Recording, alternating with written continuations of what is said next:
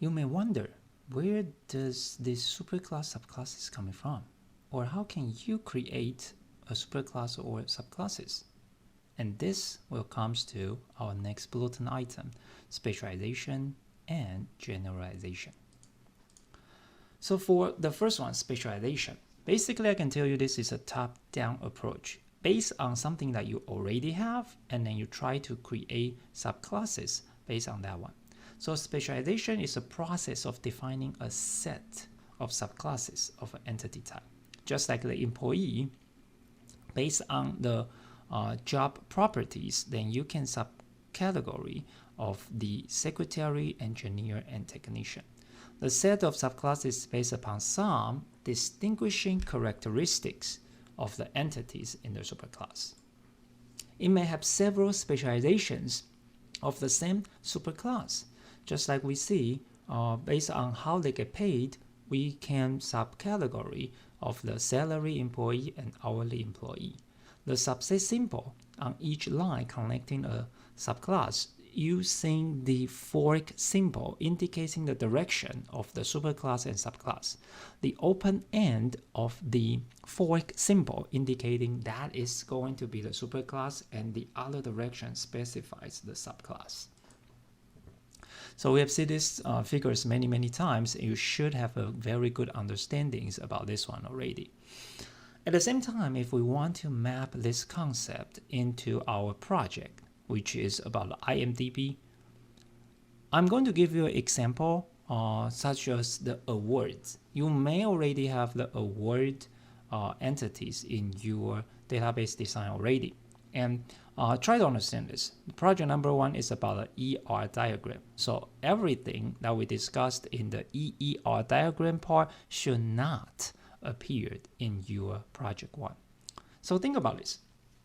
If you have an award, based on where the award is developed or awarded, we can subcategory the award into US award as well as the global award. US award indicating those awards comes from United States, such as Oscar.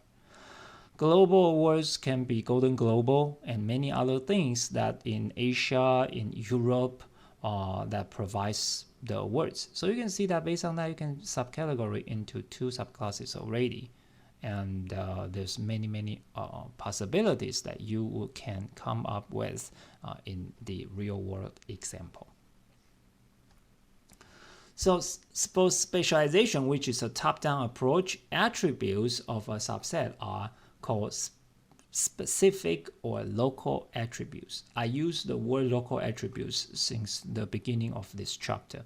The subclasses can also participate in specific relationships types. So that means the subclasses can have their own local attributes as well as their local relationships. There are 2 major reasons for including class-subclass relationship and specialization in a data model. So the first one, certain attributes may only apply to some but not all entities of the superclass, just like the secretary. They have the typing speed and others don't need that, as well as the technician grade does not apply to the secretary nor the engineer. Some relationships are maybe only participate in the subclass only, just like the manager to the manager. And that's why, to make it more accurate, we would rely on the EER part for us to specify those details. In summary, the specialization process allows us to do the following things. We can define a set of subclass of an entity type. We can establish local attributes as well as the local relationships that we feel only this one applicable. On the other end, this is what we call the bottom-up approach. Generalization is the reverse direction of the specialization. Several classes with common features are generalized into a superclass. So when that is happening, if you try to merge 2 or 3 different things into a superclass, then original classes become subclasses. Let's take a look at an example. Cars, vehicles.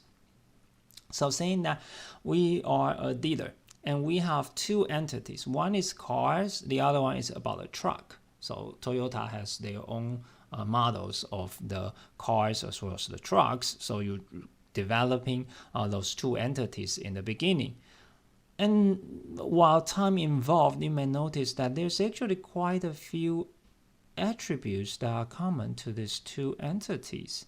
So it is normal process that merge those common attributes into a superclass, while car keeps its own distinguished attributes and truck do the same thing. So let's take a look at this one. Say now originally the cars is developed as the entity with 5 attributes. Well, truck has another 5 attributes. And now while we try to look into it, both of them has price. They also have the vehicle ID and as well as the license plate number. So by seeing that, it is a possible process to merge those 3 attributes into a superclass. And of course, we can give a different name, say called vehicle. And in the vehicle, we can have the vehicle ID, price, license plate number, etc. And then we can have those subclasses with their own local attributes. So you can see originally car and truck are entity, and now they became subclasses. So this is giving you an idea of what the generalization can do. If I'm going to use similar things back to the project, in the project, you may already have several entities regarding to the people. So you can have an entity of actor. You can have an entity about director.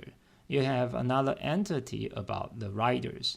And you may notice that there are many attributes that are share the similarities. So it is totally possible to create a superclass based on those 3 subclasses. And the superclass can call, say, celebrities, which is probably what IMDb has been used, because they do have the some information regarding to what we call celebrities. In this case, that celebrity become the superclass, and actor, director, and writers become subclasses. So those are the things regarding to how can we generate superclass and subclasses. The next video will want to talk about the constraints regarding to what we say the single line, double line, which represent the same idea of the total and partial in the relationships, as well as 2 choices regarding to the disjoint or overlapping.